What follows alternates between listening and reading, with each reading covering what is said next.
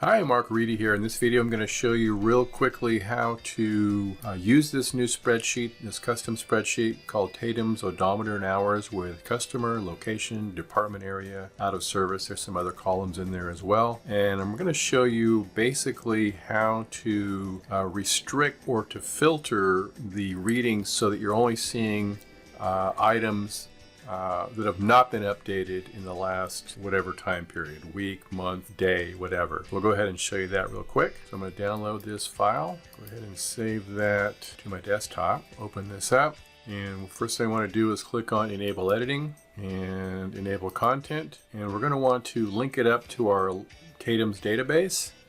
So let me show you how to do that. Let me minimize this. I'm going to open TATEMS up. Okay, and then we want to click on Tools and Networking.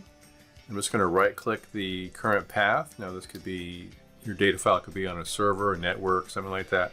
So I'm just going to grab the path that we have here for this database. And I'm going to, so I close that, minimize TATEMS, come back over to the spreadsheet. And what I want to do is go to Data, and I want to go to Queries and Connections. This is a newer version of Excel. I think it's either 16 or 19. So it's going to be similar to you, similar on yours if you have a newer version. Otherwise, you're going to see a Properties. I believe you're going to see a Properties or a Connections tab up here, and it'll pop up a pop-up window that you'll be able to use to navigate to where you need to go. So, but for this one here, I'm going to go ahead and right-click over here on the database file that it's currently linked to, which isn't really linked. I'm going to click on Properties and then Definition. Once you get to this Definition tab, it's going to be the same no matter what version of Excel you're using. And so what I want to do here is I want to just go ahead and where it says Source Equals right here, right after the equal sign, I want to highlight everything from there up until the semicolon, where it says .mdb and then semicolon. You don't want to include the semicolon, you want to leave that there. So all that's highlighted. I'm going to right click and choose paste, and that pastes in the path from the TATEMS database that we're currently connected to. All right, then we're just going to click OK there. If it doesn't refresh right away, what you can do is click on Refresh All, and that'll bring in all the current data. And then we're going to close out this Queries and Connections box over here. Okay, so we can see that the columns that are included in this spreadsheet.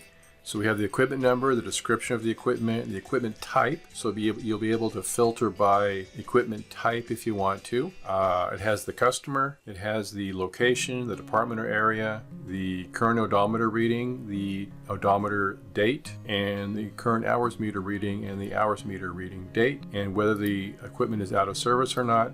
And then you have the actual sort order number if you want to use that for sorting your equipment. Like if you've got letters like this over here on this particular database, you can use the sort order number to sort it by the way you want it to.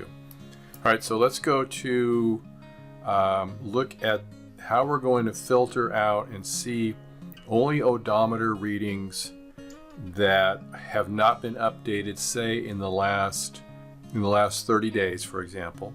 So we'll do that first, and we're probably going to see most everything in here because this is a little bit older database. There might not be anything in here that is current in December 2020.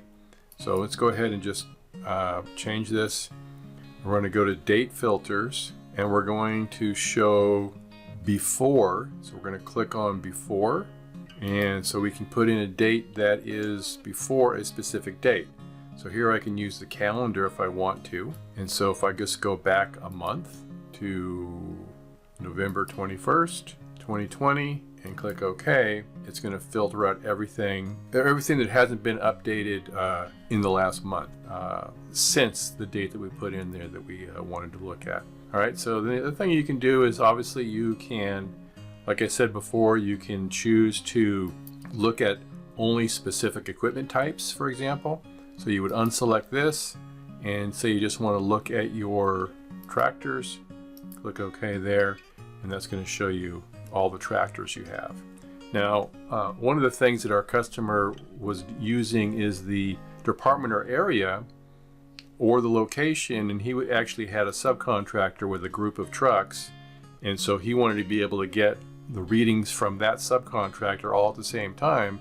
So he would look and see all the equipment that he has not gotten a reading from that subcontractor, and by using the location field.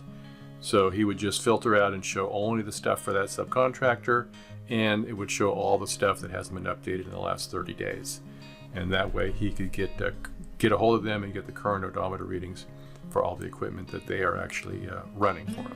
All right, hopefully that helps, and thanks a lot for watching. Have a good one. Take care.